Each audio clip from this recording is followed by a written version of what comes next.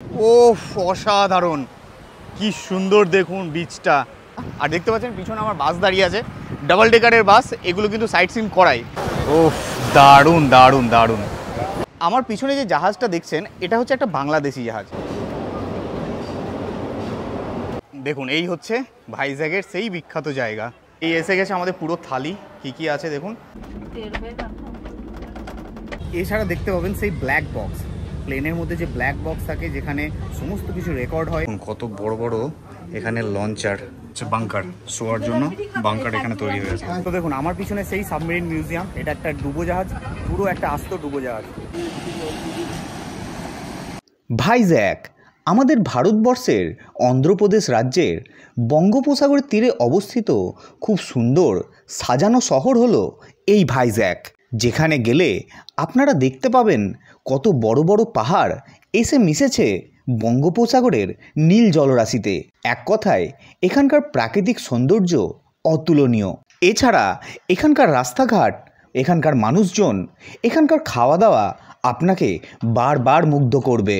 আর এই ভাইজ্যাগে আছে অসংখ্য সুন্দর সুন্দর দর্শনীয় স্থান, যেগুলি দেখতে ভ্রমণপ্রিয় বাঙালি বারবার ছুটে আসে এই ভাইজ্যাগে।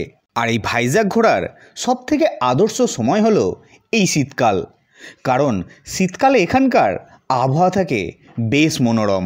তো বন্ধুরা, এর আগের ভিডিওতে আমি আপনাদের দেখিয়েছি হাওড়া থেকে বিকেল 3:10 করমণ্ডল এক্সপ্রেস ধরে আমি পৌঁছেছিলাম বিশাখাপত্তনমে, এবং দেখিয়েছিলাম ভাইজ্যাগের বিখ্যাত সমুদ্র সৈকত আরকে বিচে আমার প্রথম সূর্যোদয়ের এক মায়াবী দৃশ্য।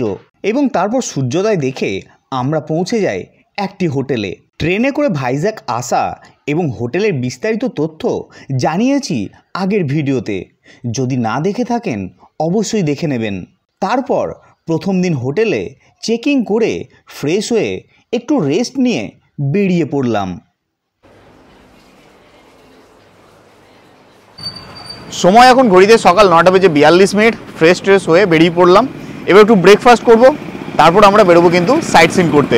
ভাইজ্যাগের যে মেন সাইট সিনগুলো আছে সেগুলো আমরা আজকে ঘুরে দেখব। মানে আপনারা যারা আগামী দিন ভাইজ্যাগ আসবো ভাবছেন এবং ভাবছেন যে কোন কোন জায়গাগুলি ঘুরে দেখব, সেই জায়গাগুলো আমি আপনাদের আজকে ঘুরে দেখাবো। আর আপনারা দেখতে পাচ্ছেন আমি এখন আছি ভাইজ্যাগে যে হোটেলে, সেটা হচ্ছে হোটেল শ্রীলক্ষ্মী সি ড্রিম। এই হোটেলেই আছি। হোটেলের নাম্বার আমি স্ক্রিনের মধ্যে দিয়ে দিলাম, আপনারা যারা আগামী দিন আসবেন ভাইজ্যাগে এই নাম্বারে ফোন করে কিন্তু এই হোটেলের রুম বুকিং করতে পারেন।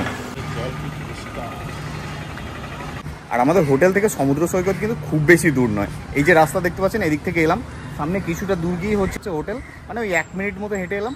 আর এদিক থেকে দেখা যাচ্ছে দেখুন সমুদ্র সৈকত, এই যে বিল্ডিংয়ের ফাঁক দিয়ে, মানে ওই হোটেল থেকে সমুদ্র সৈকত 200 থেকে 250 মিটার এরকম হবে। আর এখানকার ভিউটা একবার দেখুন কত সুন্দর। এই যে সামনে সমুদ্র, সামনে সমুদ্রের জলটা দেখুন কতটা পরিষ্কার। আর সব থেকে যেটা আমার ভালো লাগছে, এখানকার রাস্তাঘাট খুবই পরিষ্কার পরিচ্ছন্ন। দেখুন রাস্তায় কিন্তু কোনো নোংরা নেই, কোনো নোংরা দেখতে পারবে না, যেটা আমার সব থেকে ভালো লাগছে। দারুণ ভিউ, দারুণ ভিউ। উফ, এই হচ্ছে নভোটেল, দেখুন দারুণ ভিউ। তো এখন চলে এসেছি একদম আরকে বিচের সামনে। সকালে অটো থেকে যেখানে নেমেছিলাম, এই যে জায়গাটা, সামনে হচ্ছে সমুদ্র আর এই হচ্ছে বাস স্ট্যান্ড, আরকে বিচের বাস স্ট্যান্ড দেখতে পাচ্ছেন। আর এখানেই ব্রেকফাস্ট করবো, এখানে অনেক হোটেল আছে আপনাদের দেখাচ্ছি। কি হচ্ছে আরকে বিচ সামনে, আর এখানে দেখুন পরপর অনেকগুলো হোটেল আছে, রেস্টুরেন্ট টাইপের হোটেল আছে। এখানে ব্রেকফাস্ট করব, চলুন।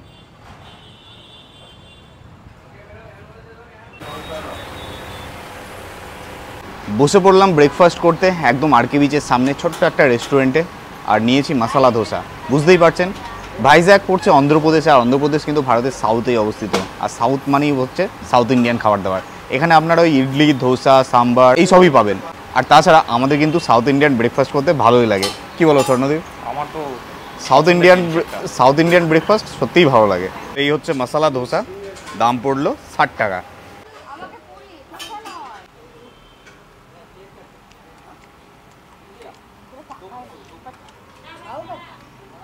ভালো খেতে।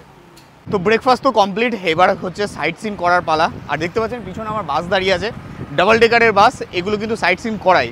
কিন্তু একটা প্রবলেম হচ্ছে যে এই বাস কিন্তু সব স্পটে ছেড়ে দেবে, তারপর কিন্তু চলে যাবে, আবার আপনাদেরকে কিন্তু ওয়েট করতে হবে, তারপর আবার অন্য বাসে যেতে হবে। তো এটা একটা ব্যাপারটা একটু অন্যরকম। ঠিক আছে, কারণ হচ্ছে কোনো সাইট সিনে গেলাম, তারপর আবার ফিরে এসে আবার কতক্ষণ ওয়েট করতে হবে জানি না। তো এখানে বাসের ভাড়াও কিন্তু কম, 200 টাকা করে ভাড়া, যেটা আপনাদের ঘুরে দেখাবে। তো আমরা বাসে যাচ্ছি না, আমরা একটা অটো ভাড়া করবো। সবথেকে বড় ব্যাপার হচ্ছে এটাই যে একটা অটো রিজার্ভ করতে হবে, তারপর আমরা সাইট সিন বেরোবো। চলুন দেখি অটোতে কত ভাড়া বলে। এখন ঘড়িতে সকাল 10টা, ফাইনালি একটা অটো রিজার্ভ করা গেল। এই হচ্ছে আমাদের অটো, একদম আরকে বিচের সামনেই দেখতে পাচ্ছেন, আরকে বিচের সামনেই দাঁড়িয়ে আছি। তো আমাদের আজকে 7 থেকে 8টা পয়েন্ট ঘুরে দেখাবে এই অটোওয়ালা। ভাড়া পড়ছে আমাদের রিজার্ভে 1600 টাকা। এখানে কিন্তু রিজার্ভ গাড়ি অনেক ভাড়া বলবে, 2500, 3000, বার্গেনিং করতে কিন্তু ভুলবেন না। আর এখানে অটোওয়ালাদের খুব কিন্তু জোর জবরদস্তি, এই চলুন দাদা যেতেই হবে, তা অনেক মানে আপনাকে রিকোয়েস্ট করবে বা জোর জবরদস্তি করবে, সেগুলো ইগনোর করে সুন্দরভাবে একটা অটো রিজার্ভ করবেন। এই অটোটা আমরা হোটেলের সঙ্গে কন্ট্যাক্ট করে রিজার্ভ করলাম। চলুন আমরা অটোতে উঠি, আর যদি অটোওয়ালা ভালো করে ঘুরে দেখায় তাহলে আমি অটোর নাম্বার আপনাদেরকে শেয়ার করব। আরকে বিচ, আর এই হচ্ছে আমাদের অটো। চলুন অটোতে উঠি।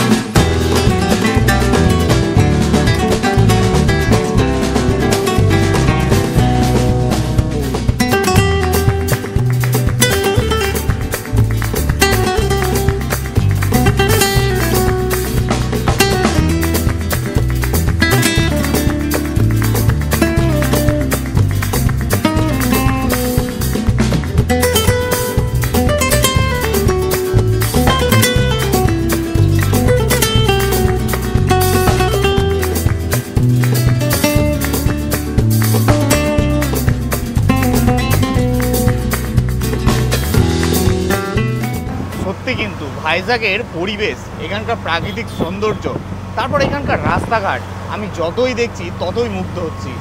দারুণ জায়গা। এক কথায় বলতে গেলে ভাইজ্যাগ হচ্ছে খুব সুন্দর একটি হলিডে ডেস্টিনেশন।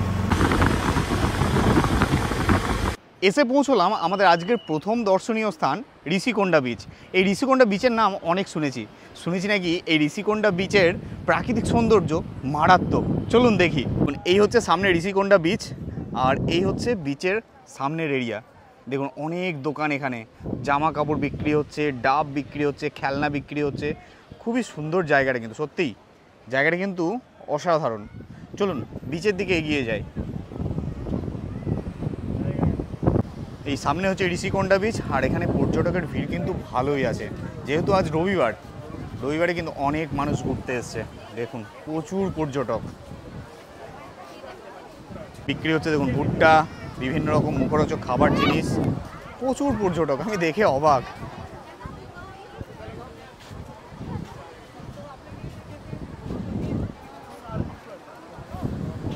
দেখুন সত্যিই অপরূপ সুন্দর, কত সুন্দর দেখুন এই ঋষিকোন্ডা বিচ, দারুণ। ওদিকে পাহাড় এসে মিশছে সমুদ্রে, আর এই হচ্ছে সমুদ্র, বঙ্গোপসাগর, দারুণ জায়গা। ও অসাধারণ, কি সুন্দর দেখুন বিচটা। এই হচ্ছে ঋষিকোন্ডা বিচ, ভাইজ্যাগের একটি অন্যতম দর্শনীয় স্থান, আর এখানে প্রচুর পর্যটকের ভিড় দেখতে পাচ্ছেন। দেখুন আজকে ঋষিকোন্ডা বিচে কিন্তু সবাইকে নামতে দিচ্ছে না, এই যে পুলিশে সবাইকে উপরে তুলে দিচ্ছে।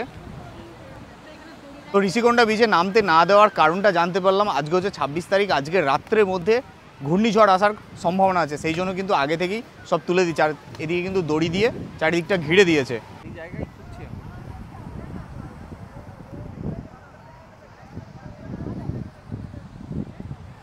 এই জায়গাটা একবার দেখুন কত সুন্দর, চারিদিকে দেখুন ছোট ছোট নারকেল গাছ, আর কত পর্যটক। জায়গাটা কিন্তু দারুণ লাগছে, খুবই সুন্দর একটা জায়গা, এত সুন্দর হাওয়া দিচ্ছে। এই সামনে সমুদ্র, ঋষিকোন্ডা বিচ, খুবই পরিষ্কার পরিচ্ছন্ন একটা বিচ, আর জল কিন্তু একদম কাঁচের মতো পরিষ্কার, দারুণ জায়গা। সামনে হচ্ছে ঋষিকোন্ডা বিচ, আর এখানে এরকম দোকান আছে দেখতে পাচ্ছেন, এখানে টুপি বিক্রি হচ্ছে। রোদ তো বেশ ভালোই, ভাবছি একটা টুপি নেব। তো এরকম টুপি 100 টাকা করে দাম নিচ্ছে। কেমন লাগছে কমেন্ট করে জানাবেন। নেই বলুন, এত রোদ না, কেমন লাগছে জানাবেন। নিয়ে নিলাম, 100 টাকা করে দাম। আপনারা ঘুরতে এলে কিন্তু আপনারাও নেবেন। না সত্যি ঋষিকোন্ডা বিচটা কিন্তু সত্যিই অসাধারণ, এখানে থাকলে না থেকেই যেতে মন হবে। চলুন ঋষিকোণা বীচ তো ঘোরা হলো, এবার যাই আমাদের পরবর্তী গন্তব্যে।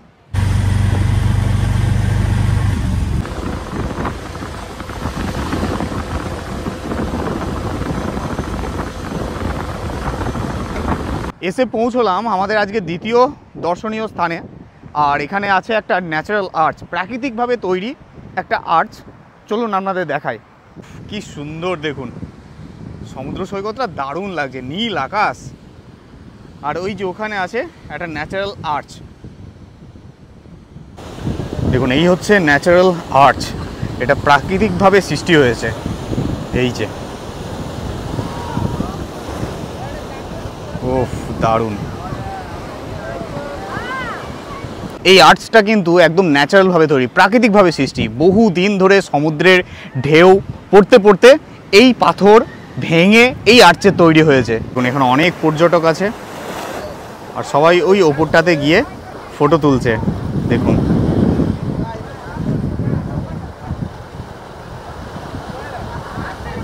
ওফ দারুণ দারুণ দারুণ। এটা হচ্ছে ন্যাচারাল আর্চ।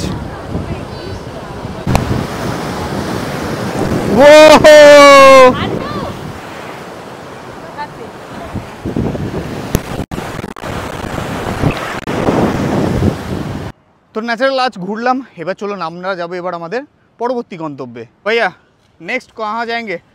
नेक्स्ट जाएंगे ट्रिनिटी पार्क जाएंगे। Trinity park.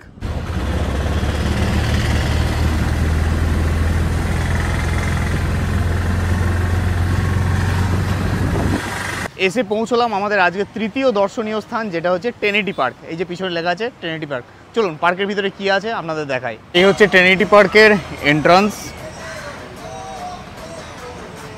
এখানে সব বাচ্চারা খেলা করছে আর সামনেই আছে সমুদ্র সৈকত। এখান থেকে একটা ভিউ পয়েন্ট আছে সমুদ্র দেখার জন্য, দেখুন। আর সামনে একটা জাহাজ, এই যে।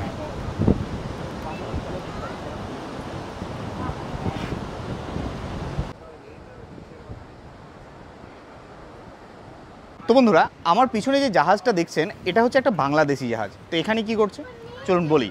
তো এই বাংলাদেশি জাহাজটি একসময় সমুদ্রের কোনো একটা জায়গায় নোঙর করা ছিল, মানে অ্যাঙ্কার দিয়ে নোঙর করা ছিল। কিন্তু তখন একটা প্রাকৃতিক বিপর্যয় হয়।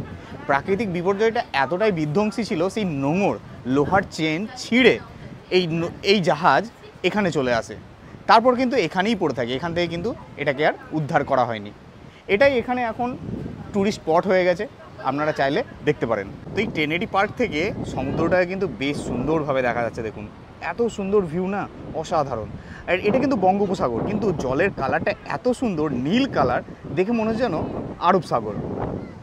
দেখুন খুবই সুন্দর একটা ভিউ। আর এই হচ্ছে বাংলাদেশি জাহাজ, দারুণ। কিন্তু আপনারা ওখানে নামতেও পারেন, অনেকে নেমেছে, স্নান করছে। আর এই হচ্ছে পুরো সমুদ্র সৈকত।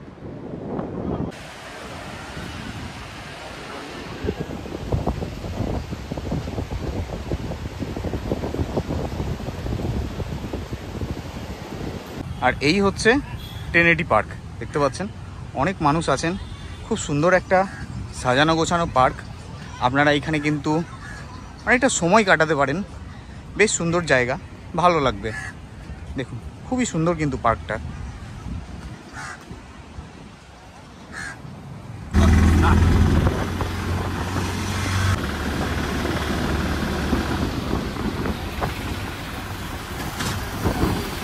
এসে পৌঁছলাম আমাদের আজকের চতুর্থ দর্শনীয় স্থান, যেটা হচ্ছে কৈলাসগিরি। আর এই কৈলাসগিরি ভাইজ্যাগের কিন্তু একটা অন্যতম দর্শনীয় স্থান, খুবই বিখ্যাত। এখানে রোপওয়ে আছে, রোপওয়ে করে যেতে হবে পাহাড়ের উপরে, এবং সেখানে গিয়ে দেখতে পাবো আমরা কৈলাসগিরি। কৈলাস মানে বুঝতে পারছেন মহাদেবের ঘর, গিরি মানে পর্বত। ওখানে আছে মহাদেব এবং পার্বতীর বিশাল মূর্তি। চলুন আমরা এখন রোপওয়েতে উঠবো। রোপওয়ের টিকিট হচ্ছে 200 টাকা করে। দেখুন এদিকে রোপওয়ের লাইন, এখানে রোপওয়ের টিকিট কাটতে হবে। রোপওয়ে টিকিট কাটার আগে এখানে এন্ট্রি টিকিট করে নিতে হবে। এন্ট্রি টিকিট হচ্ছে 10 টাকা করে। এদিকে আছে রোপওয়ে, আর এই যে লেখা আছে এখানে রোপওয়ে অ্যাডাল্ট হচ্ছে 200 টাকা, চিলড্রেন হচ্ছে 100 টাকা। চলুন, এই দেখুন লাইন, রোপওয়ে টিকিট কাটার লাইন, অনেক মানুষ আছে এখানে। এই 200 টাকা রোপওয়ের টিকিটটা কিন্তু আপ ডাউন, যাওয়া আসা মিলিয়ে কিন্তু 200 টাকা। আর এই কৈলাসগিরির রোপের টাইমিংটা বলে দিই, সকাল 11টা থেকে দুপুর 12:40 এবং তারপরে 2টো থেকে সন্ধ্যা 7টা। এখন এই হচ্ছে টাইমিং, সকাল 11টা থেকে দুপুর 12:40, তারপর আবার ওপেন হবে দুপুর 2টোর সময়, থাকবে 6:30 বা 7টা পর্যন্ত। আর এই হচ্ছে টিকিট কাউন্টার। রোপের টিকিট আপ ডাউন 200 টাকা।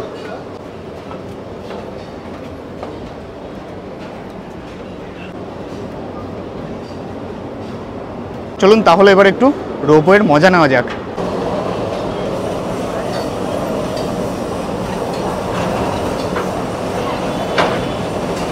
এই এসে গেছে আমাদের রোপওয়ে।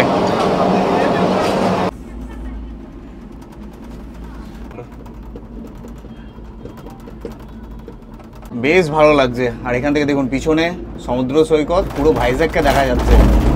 তার বেশি ডিটেলসে যাওয়ার দরকার নেই।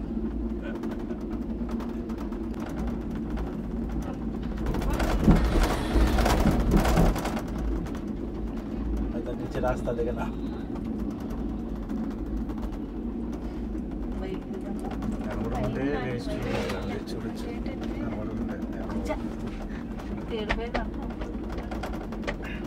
নেমে পড়লাম রোপওয়ে থেকে। এক্সপিরিয়েন্স ভালোই ছিল।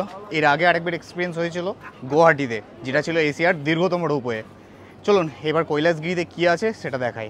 এই কৈলাসগিরি পাহাড়ের উপরে পর্যটকের ভিড়টা একবার দেখুন, প্রচুর মানুষ, প্রচুর মানুষ। এটা কিন্তু একটা অন্যতম দর্শনীয় স্থান ভাইজ্যাগের। এসে পৌঁছলাম কৈলাসগিরি পাহাড়ের উপরে। আর এখানে দেখতে পাচ্ছেন টয় ট্রেনের লাইন আছে। এখানে কিন্তু টয় ট্রেনের ব্যবস্থা আছে। আপনারা চাইলে কিন্তু এই কৈলাসগিরি পর্বত টয় ট্রেনে করেও ঘুরে দেখতে পারেন। দেখুন এখানে অনেকে হর্স রাইডিং করছে, প্রচুর মানুষ আছে এখানে। তো এই হচ্ছে কৈলাসগিরি পর্বতের সেই বিখ্যাত জায়গা যেখানে আছে মা পার্বতী এবং মহাদেবের মূর্তি।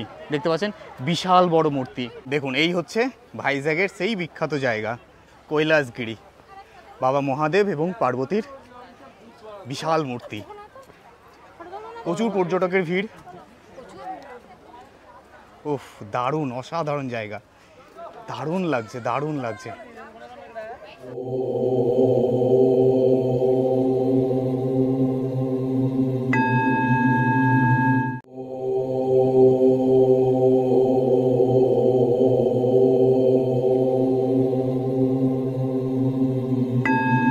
তো দেখুন বন্ধুরা, এই হচ্ছে সেই কৈলাসগিরি পর্বতের উপরে মা পার্বতী এবং বাবা মহাদেবের সেই বিশাল মূর্তি। কত সুন্দর মূর্তিটা, দারুণ কিন্তু। তো ভাইজ্যাগ ঘুরতে এলে এই কৈলাসগিরি পর্বত কিন্তু অবশ্যই ঘুরতে আসবেন। ভাইজ্যাগের একটা অন্যতম দর্শনীয় স্থান এই কৈলাসগিরি। মূর্তিটা যতক্ষণ দেখছি না দেখতেই মন করছে। দেখুন, আর এই হচ্ছে দৃশ্য, কত সুন্দর ভিউটা দেখুন। পর্যটকে ভর্তি, অনেক পর্যটক এসছে। আর দেখুন এখানে আছে একটা ভিউ পয়েন্ট। এখান থেকে কিন্তু বে অফ বেঙ্গলকে খুব সুন্দরভাবে দেখা যাচ্ছে। প্রচুর মানুষ এখান থেকে উপভোগ করছে সমুদ্র সৈকতকে। ওয়াও,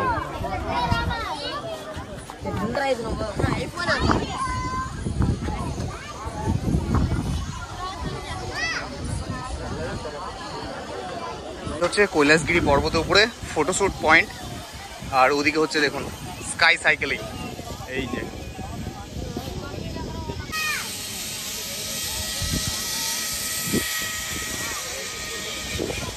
ঘুরতে ঘুরতে সময়ের দিকে আর খেয়াল নেই, ঘড়ির দিকে হঠাৎ তাকিয়ে দেখি বাজে 2:45। তো চলুন এবার একটু লাঞ্চ করতে হবে। তো এখন চলে এসেছি আরকে বিচের সামনে। এখান থেকে সকালে ব্রেকফাস্ট করেছিলাম সেই আরকে বিচের সামনে। আর এই হচ্ছে নিরালা সৈকত। এখানে কিন্তু বাঙালি খাবার পাওয়া যায়। চলুন দেখি কি বাঙালি খাবার পাওয়া যায় এখানে, আর স্বাদই বা কেমন। নিরালা সৈকত, এখানে বাঙালি খাবার ও থাকার সুব্যবস্থা আছে। চলুন দেখি। এই হচ্ছে নিরালা সৈকতের ওপরে রেস্টুরেন্ট। চলে এসেছি নিরালা সৈকতের ফার্স্ট ফ্লোরে। আর এই হচ্ছে এখানকার রেস্টুরেন্ট। তো দেখা যাক বাঙালি খাবার এখানকার কেমন। আমরা অর্ডার দিয়েছি চিকেন থালি। ফিশ থালি হচ্ছে 180 টাকা, চিকেন থালি 190 টাকা। তো আমরা দেখলাম 190 টাকা দিয়ে চিকেন থালি অর্ডার দেওয়াটাই ভালো। দেখি থালিতে কী কী আছে আর খাবারের টেস্ট কেমন। তো দেখুন এই এসে গেছে আমাদের পুরো থালি। কী কী আছে দেখুন। এদিকে আলু পোস্ত আছে, একটু পাতলা পাতলা, ভাত আছে, আলু ভাজা, এদিকে লেবু, পেঁয়াজ, পাঁপড় ভাজা, এদিকে ডাল দিয়েছে। আর এটা হচ্ছে লাউয়ের তরকারি। আর চিকেন থালি যেহেতু তো এই যে এসে গেছে চিকেন, 3 পিস চিকেন আছে, দেখে তো ভালোই লাগছে। চলুন খাওয়া দাওয়াটা শুরু করি।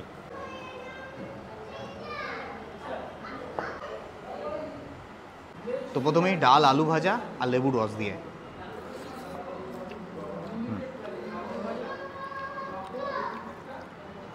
একদম আমাদের বাঙালির মতো স্বাদ পাবেন না, তবে চলে যাবে। বাঙালি খাবার যদি খেতে চান তাহলে এই আসতে হবে নিরালা সৈকতে। খাওয়া দাওয়া মোটামুটি।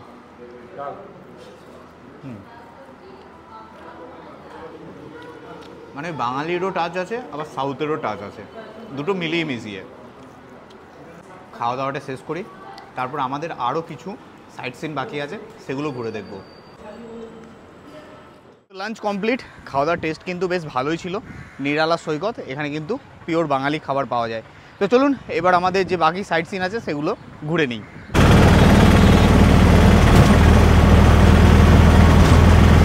এসে পৌঁছলাম আমাদের আজকের পঞ্চম দর্শনীয় স্থান, যেটা হচ্ছে এয়ারক্রাফট মিউজিয়াম। চলুন ভিতরে যাই। এই হচ্ছে টিকিট কাউন্টার এয়ারক্রাফট মিউজিয়ামে, যেটা হচ্ছে অ্যাডাল্ট 100 টাকা, চিলড্রেন 50 রুপিস।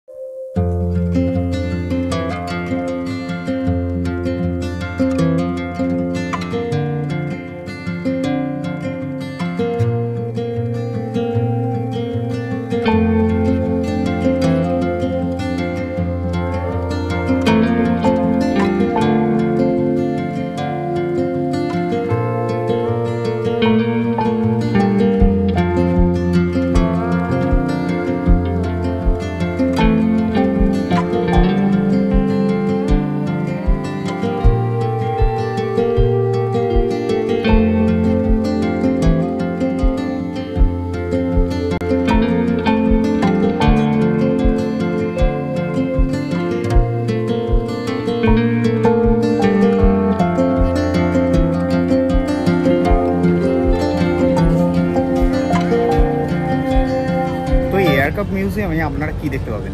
ভিতরে তো ফটোগ্রাফি অ্যালাউ নেই, সেই জন্য বলতে পারিনি। কিছু কিছু ফটো আমি তুলে রেখেছি এবং বলে দিই আপনাদের। পিছনে যে এয়ারক্রাফটটা দেখতে পাচ্ছেন, এটা একটা যুদ্ধ বিমান। এর ভিতরে আপনারা যেতে পাবেন এবং সেখানে দেখতে পাবেন যে আর্মিরা কীভাবে থাকতো এবং কীভাবে প্লেনটাকে চালনা করতো, সমস্ত কিছু দেখতে পাবেন। আর মিউজিয়াম আছে, মিউজিয়ামের ভিতরে দেখতে পাবেন বিভিন্ন রকম মিসাইল, সেনাবাহিনীদের কীরকম ইউনিফর্ম হয় সেগুলো, ইঞ্জিন দেখতে পাবেন, পাইলট রুম দেখতে পাবেন, মানে সমস্ত কিছু, মানে এয়ারক্রাফটের সমস্ত কিছু কিন্তু আপনারা এখানে দেখতে পাবেন। খুবই সুন্দর, কিন্তু নলেজেবল, আপনারা কিন্তু অবশ্যই আসবেন। এছাড়া দেখতে পাবেন সেই ব্ল্যাক বক্স, প্লেনের মধ্যে যে ব্ল্যাক বক্স থাকে, যেখানে সমস্ত কিছু রেকর্ড হয়, যদি অ্যাক্সিডেন্ট হয় বা তার আগে কোনো রকম বিপজ্জনক কোনো ঘটনা ঘটে, যে ব্ল্যাক বক্সে সমস্ত কিছু রেকর্ড হয়, সেই ব্ল্যাক বক্স কিন্তু এখানে রাখা আছে। এসে পৌঁছলাম আমাদের আজকে শেষ অন্তিম দর্শনীয় স্থান, যেটা হচ্ছে সাবমেরিন মিউজিয়াম।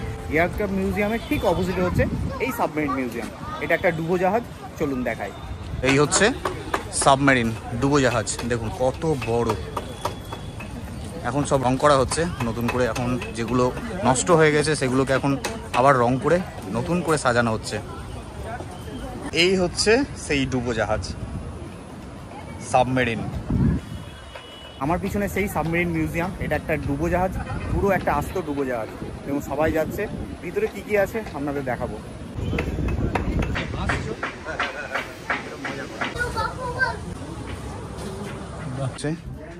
সাবমেরিনের ভিতর অসাধারণ, কত বড় বড় এখানে লঞ্চার, টর্পিডো, ওয়াশরুম।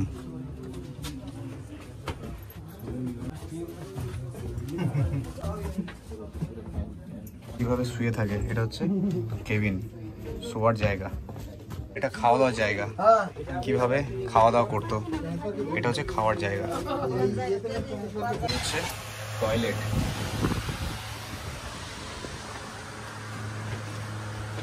কত যন্ত্রাংশ, বাপরে, দেখেই মাথা ঘুরছে। দেখুন এটা হচ্ছে রেডিও রিসিভার, এখানে কোনো রকম সিগন্যাল এলে এখানে ধরা পড়ে। আরও একটা বাঙ্কার শোয়ার জন্য, বিভিন্ন রকম মেডেল। আর এই হচ্ছে ড্রেস। এই হচ্ছে রান্নাঘর, সাবমেরিনের ভিতরে রান্নাঘর। বাপরে, কিভাবে থাকে ভেবেই অবাক লাগছে।